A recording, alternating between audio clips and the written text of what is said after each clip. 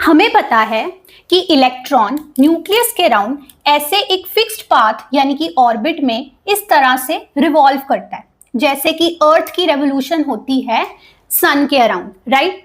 But क्या आपको पता है कि यही इलेक्ट्रॉन अर्थ की तरह ही बिल्कुल अपने खुद के एक्सिस के अराउंड भी रोटेट करता है, लाइक दिस, स्पिन करता है।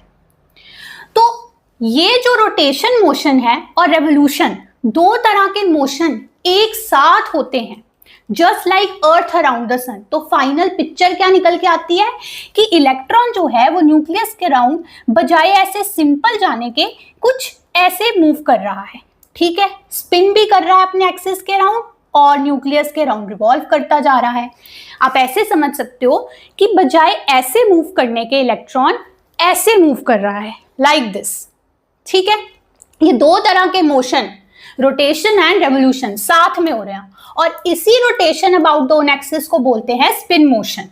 अब आप खुद सोचकर देखो कि अपने एक्सिस के अबाउट रोटेट करने के, स्पिन करने के दो ही पॉसिबिलिटीज हो सकती है ना बेटा। या तो इलेक्ट्रॉन क्लॉकवाइज स्पिन करेगा या फिर वो एंटी क्लॉकवाइज स्पिन करेगा, ठीक है। क्लॉकवाइज और एंटी क्लॉकवाइज, ये दो पॉसिबिलिटीज हो गई जिससे कि इलेक्ट्रॉन स्पिन कर सकता है। और जब जब साइंस में एक fixed number of states he allowed होती हैं, तब तब वहां जन्म होता है एक क्वांटम नंबर का। तो ये जो दो अलाउड स्पिन स्टेट्स हैं इलेक्ट्रॉन की, क्लॉकवाइज एंड एंटी क्लॉकवाइज, वहां से जन्म होता है स्पिन क्वांटम नंबर s का।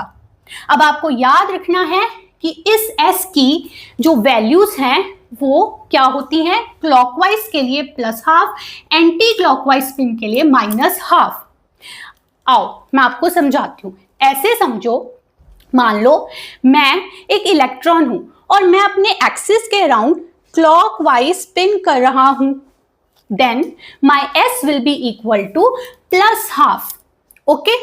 और मैं दूसरा इलेक्ट्रॉन हूं जो अपने एक्सिस के अराउंड एंटी क्लॉकवाइज स्पिन कर रहा हूं, then my s will be equal to -½ okay. I hope you understood.